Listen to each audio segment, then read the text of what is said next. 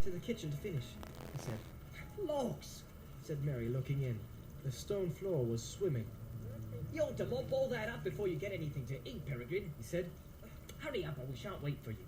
They had supper in the kitchen on the table near the fire. I suppose you three don't want mushrooms again, said Fredegar without much hope.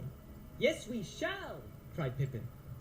They're mine, said Frodo, given to me by Mrs. Maggot, a queen among farmers' wives. Take your greedy hands away, and I'll serve him.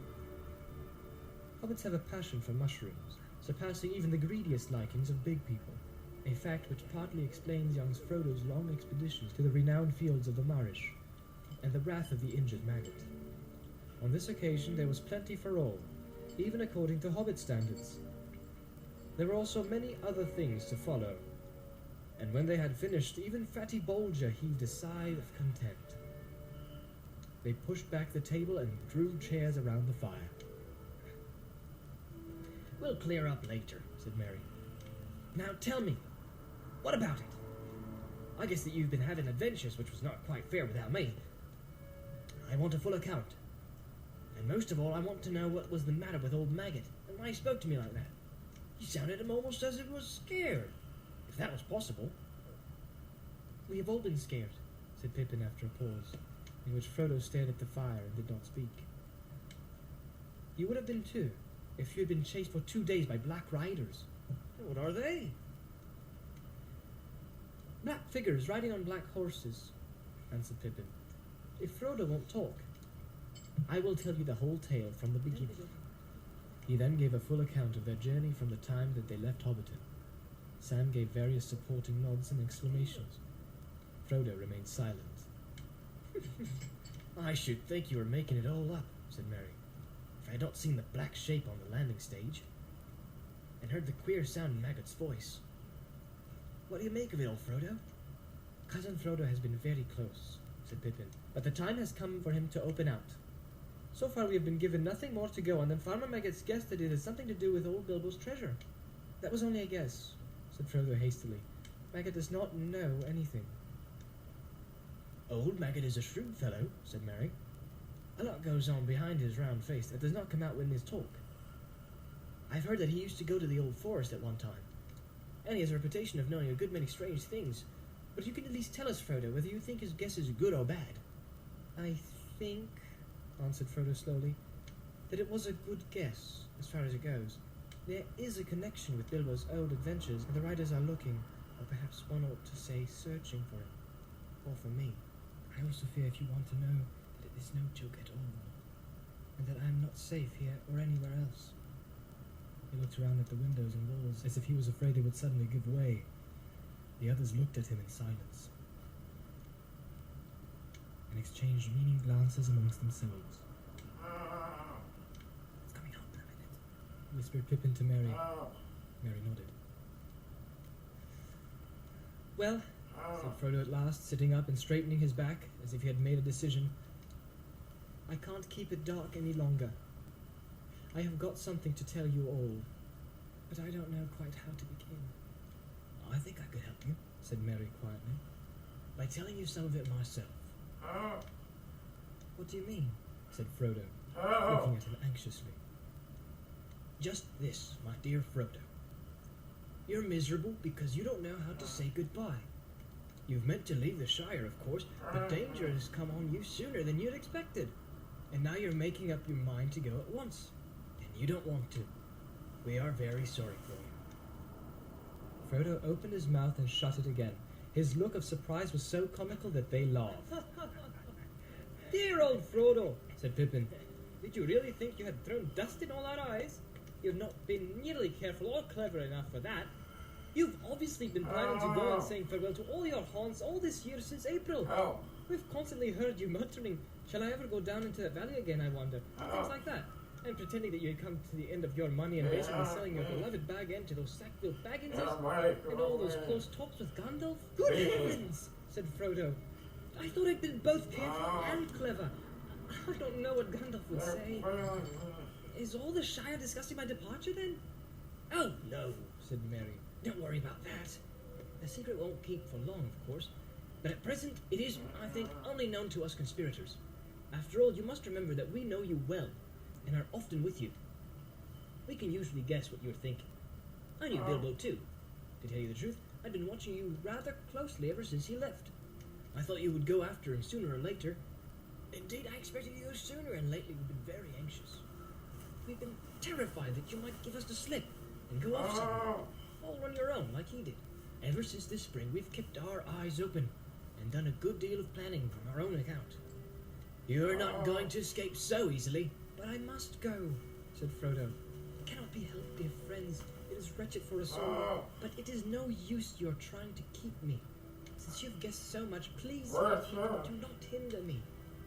You do not understand, said Pippin. You must go, and therefore we must too. Mary and I are going with you. Sam is an excellent fellow, and would jump down a dragon's throat to save you, if he did not trip over his own feet. But you will need more than one companion on your dangerous adventure. My dear and most beloved hobbits, said Frodo, deeply moved.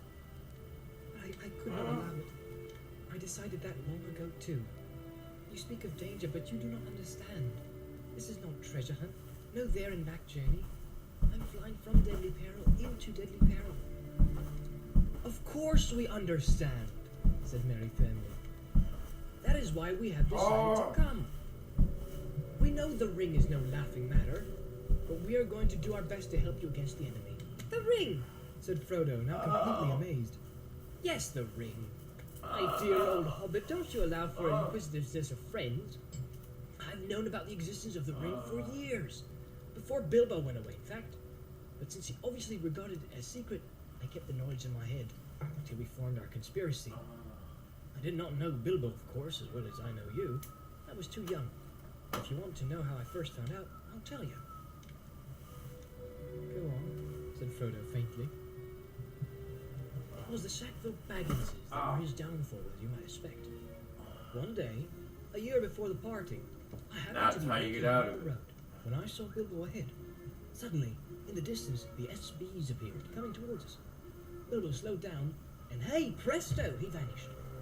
I was so startled I hardly had the wits to hide myself in a more ordinary fashion, but I got through the hedge and walked along the field inside. I was peeping through the road after the SB had passed, and was looking straight at Bilbo when he suddenly reappeared. I caught a glint of gold as he put something back into his trouser pocket. After that, I kept my eyes open. In fact, I confess that I spied. You must admit that it was very intriguing, and it was only my teens. I must be the only one in the Shire, besides you, Frodo, that has ever seen the old fellow's secret book. You've read his book? Cried Frodo. Good heavens above, is nothing safe? Not too safe, I should say, said Merry. But I have only had one rapid glance, and that was difficult to get. He never left the book about. I wonder what became of it. I should like another look. Have you got it, Frodo? No, it was not a bag end. He must have taken it away. Well, as I was saying, Merry proceeded, I kept my knowledge to myself till this spring when things got serious. Then we formed our conspiracy, and as we were serious too, and meant business, we have not been too scrupulous. You're not a very easy nut to crack, and Gandalf is worse. But if you want to be introduced to our chief investigator, I can introduce him. But where is he? Said Frodo, looking around as if he expected a masked and sinister figure to come out of the cupboard. Step forward, Sam, said Merry. And Sam stood up with the face scarlet up to the ears. Here's our collector of information, and he collected a lot, I can tell you, before he was finally caught, after which I may say he seemed to regard himself as on parole and dried up. Sam! Cried Frodo, feeling that amazement could go no further and quite unable to decide whether he felt angry, amused, relieved, or merely foolish. Yes, sir, said Sam. I give your pardon, sir, but I meant no wrong to you. Mr. Frodo, nor Mr. Gandalf, for that matter.